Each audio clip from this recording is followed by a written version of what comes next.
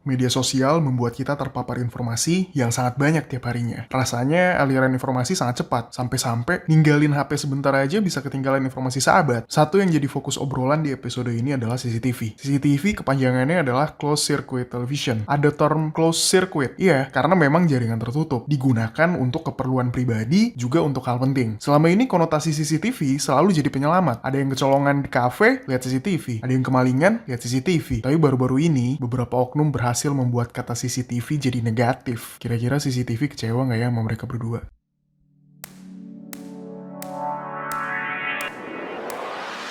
Balik lagi di After Office Hours. Ya, kembali lagi di podcast yang di videoin ya. Yang di videoin, yang ditaruh di YouTube yang nggak tahu akan sampai kapan. Karena kami sedang berusaha untuk menjadi YouTuber ya. Dan kita akan membahas sesuatu yang lagi viral. Biar kayak YouTuber-YouTuber lain. Kayak YouTuber lain. Cuma bedanya kalau YouTuber lain kan, Pokoknya ada isu apa, kita bahas. kalau apapun itu. nah karena kita belum ada modal, jadi kita nggak bisa datengin orang buat klarifikasi. Iya, betul. Pengennya sih mau di Ayunda ya, tapi... Iya, tapi mau tadi gua WA, katanya lagi sibuk mau di Ayundanya. Oh, lu WA? Iya, Gua tadi kira gua pakai WA. Telegram. Pakai merpati. Tapi mau di Ayunda lagi rame loh. Saat kita lagi bahas ini, lagi Iya, rame. ya. Hari ini kita rekaman hari Sabtu nih ya. Hari Sabtu tanggal berapa nih? Mau di 4? Ayunda baru aja tadi subuh. Gila, kita kayak temennya ya. Iya. Baru aja tadi subuh berantem sama pacarnya. Dan di IG live lagi. Iya, dan di live IG. Terus banyak banget orang berasumsi. Ya, tapi kita nggak mau Kita ikut-ikutan. nggak mau ikutan. Terus Karena gue yakin itu kayaknya paid promote sih. Paid promote-nya English first gue rasa. kalau misalnya Les itu, bahasa Inggris itu anjir. kalau misalnya itu paid promote, effort sih. Iya, effort Effort banget. Iya. Tapi itulah urusan dia lah. Ya, Habis itu urusan mereka lah. yang lagi rame juga tentang transisi PSBB di Jakarta yang diperpanjang 2 minggu. Ya, tapi gimana ya? Gue sebenarnya agak prihatin juga sama kondisi kita ya. PSBB diperpanjang pun nggak berasa kayak kita memperpanjang PSBB. Soalnya lu lihat nggak sih memes orang-orang yang 2 minggu pertama coronavirus masuk Indonesia, orang pada takut. Iya. Terus begitu udah 5 bulan malah sepedaan, Iya, makanya sekarang mau ada masa perpanjangan transisi PSBB juga kayaknya nggak ngaruh deh. Dan gue jadi inget banget tweetnya Ernest Prakasa yang bilang, ini kalau misalnya coronavirus bisa ngomong, dia akan bilang, gila gue nggak ada ditakut-takutin ya sama orang ya di Indonesia. Gue dulu pernah kan bikin tweet gitu juga ngebandingin COVID. Hah. Gue rasa COVID Indonesia kalau laporan keuangan surplus anjir.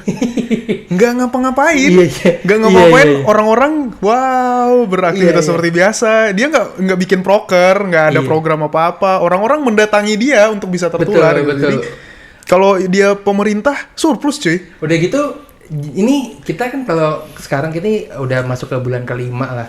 Ingin nggak sih beberapa bulan yang lalu ada restoran tutup di Sarina, orang-orang pada Iya, kumpul. Nah, iya, itu sih juga. kacau sih. Kan emang ada namanya itu yang gitu-gitu kan. Namanya Covidiot ya. Covidiot. Iya, Covidiot. Nah, habis itu juga yang lagi rame juga nih, Starbucks nih. Kenapa? Starbucks? Ngeluarin kopi baru. Jadi itu bukan. Kopi kenangan. Starbucks X X kopi kopi kenangan. kenangan. Yoi. Enggak, jadi kita nggak bisa bilang ini Starbucks ya, tapi oknum yang bekerja di Starbucks bikin Iya, ulah. betul. Iya, itu hot banget sih. Itu parah sih. Sebelumnya sebenarnya, jadi ini kayaknya ini kan isu yang meledaknya di Twitter.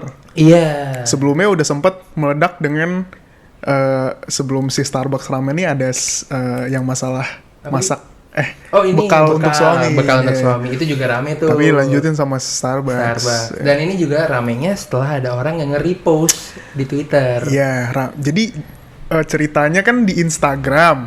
Di Ada Instagram Stories. orang, ya Instagram Stories, orang nge-post di Instagram Stories. Sama si cewek ini, yang gue lupa juga nama username-nya, di repost. Tapi sama dia sebenarnya kalau nggak salah nama akun IG-nya disensor. Oh, kalau gue ngeliatnya yang udah ke spill, yang udah kebuka.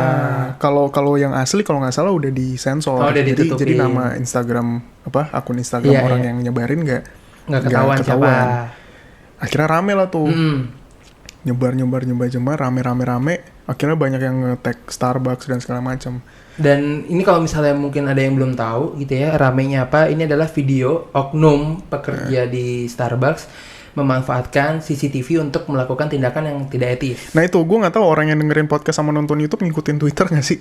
Karena gue merasa Twitter tuh kayak dunia yang berbeda gitu. Nah ini sebelum kita masuk nih, tadi kita sempat ngobrol gitu. Kalau di Twitter tuh benar-benar apa yang terjadi real life diberitain di situ, kita bisa tahu. Dan Twitter tuh cepet banget. Cepet banget. Bener-bener lu diamin HP lu nih, kita rekaman nih sekarang. Iya. Nanti pas kita cek lagi ada trending ada baru lagi. Iya.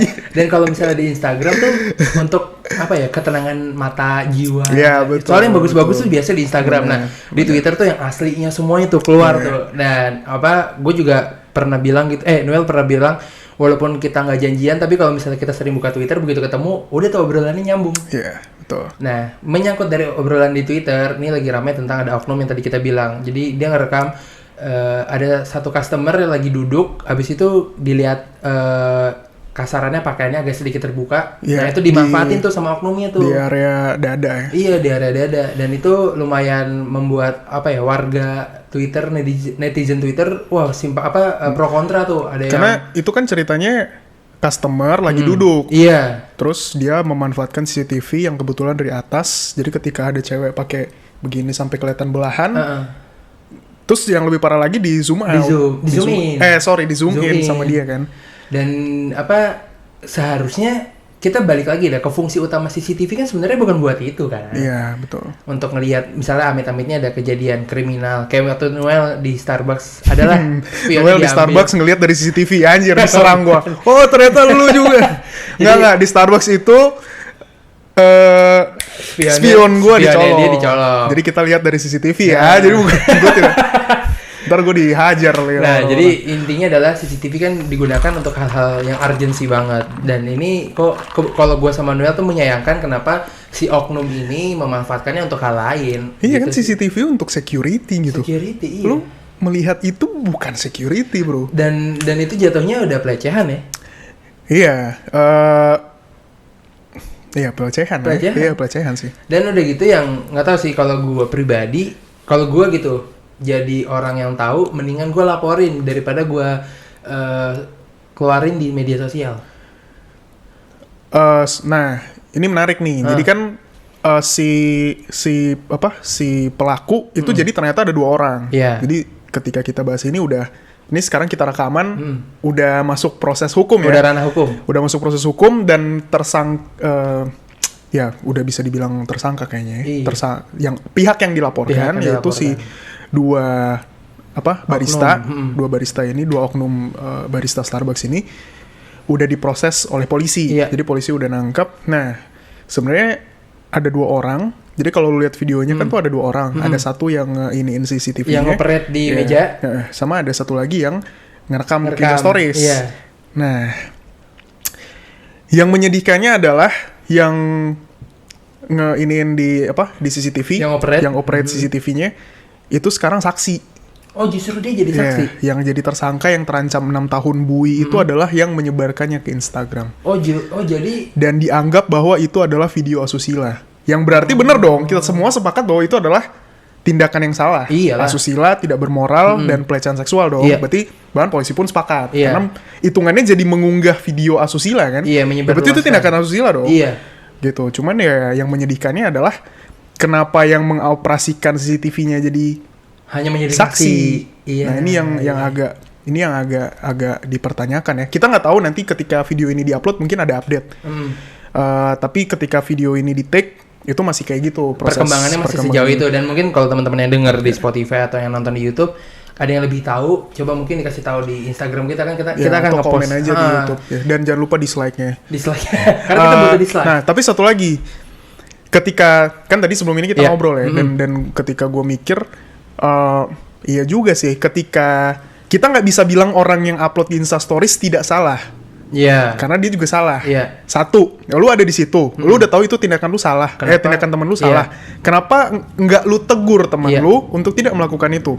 Setuju. Kenapa lu harus upload itu ke Insta Stories? Itu kan yang jadi pertanyaan juga kan. Jadi kalau kita bilang dia nggak salah juga. Karena dia habis itu dia menyebarluaskan seolah-olah itu adalah tindakan yang normal. Padahal kan enggak. Jadi dia salah juga. Tapi orang yang operate juga sebenarnya kita nggak tahu. Kita sebaiknya menunggu hasil persidangan juga dan hasil investigasi polisi, karena bahkan orang yang kasarannya ya lu tau lah, pasti di situ kita kan sama-sama cowok ya. Pasti di situ ada yang mulai duluan dong, kayak CCTV kali ya. Bisa lihat ya. bisa nih ternyata buat kayak gituan. Pasti ada dong itu yang inisiasi. Iya. Siapa yang inisiasi? Kalau ternyata yang inisiasi adalah yang membuat si video Instagram yang upload di Instastories, ya udah layak juga sih dia untuk, karena ya dia yang menginisiasi, Yang memulai lah ya ibaratnya. memulai. Soalnya dan ini juga bisa menjadi pembelajaran buat nggak hanya buat pekerja di gerai kopi tersebut, tapi di seluruh penyedia jasa atau jualan apapun yang ada CCTV, jangan menyalahgunakan CCTV untuk yang kayak gitu-gitu karena kebetulan ini yang terungkap ya. Siapa tahu justru di tempat-tempat lain juga ada kayak betul. gini. Jangan sampai omongannya mungkin kalau ada yang bilang kayak untung kita nggak ketahuan. Nah, maybe. itu.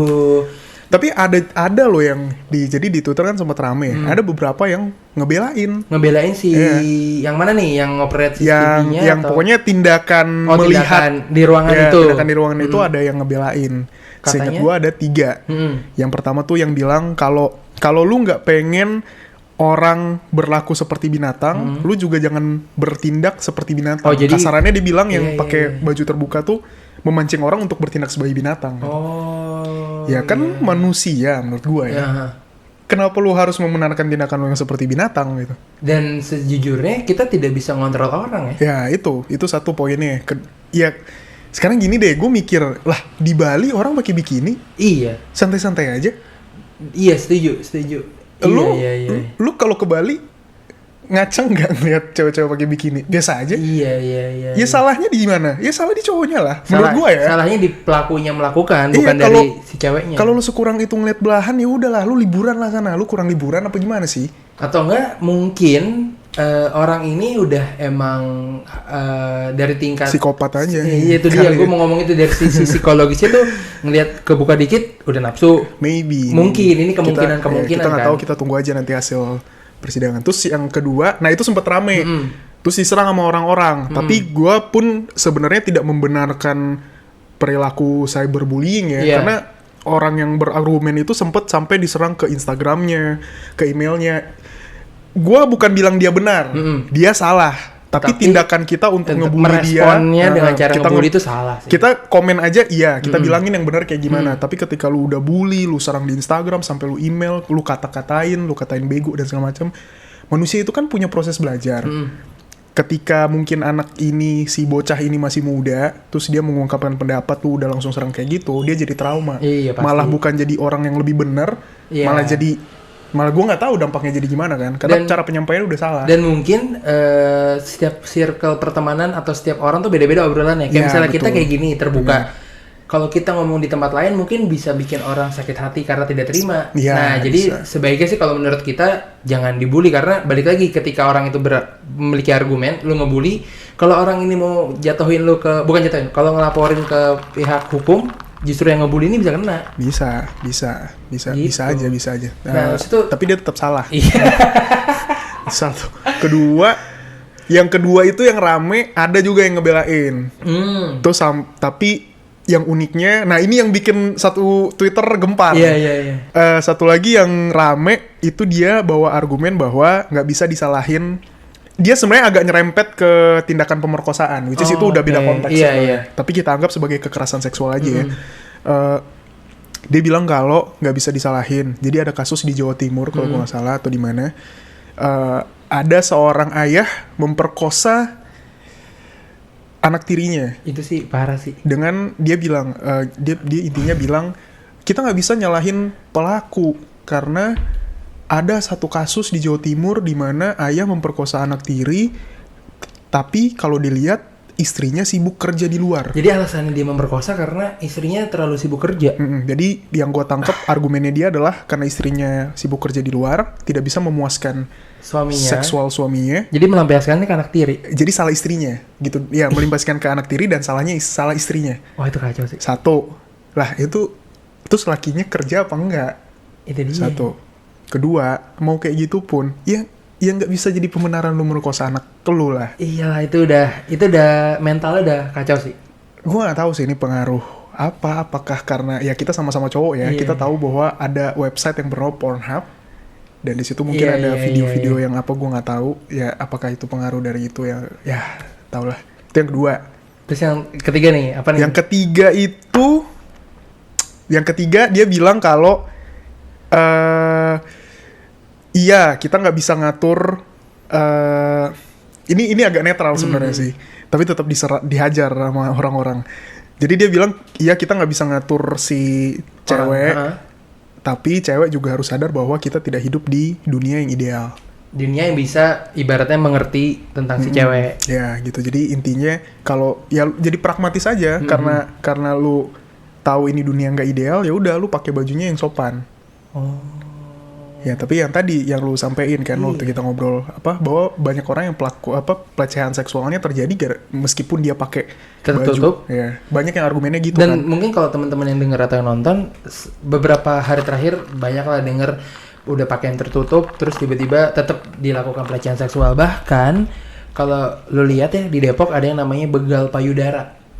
Jadi ada cewek literally pakaiannya sopan, lagi jalan terus digrepe. Jadi ada orang naik motor deketin ceweknya digrepe, udah gitu doang kejahatan nih. Tapi parah banget. Jadi kan trauma. Di Depok tuh. Di Depok.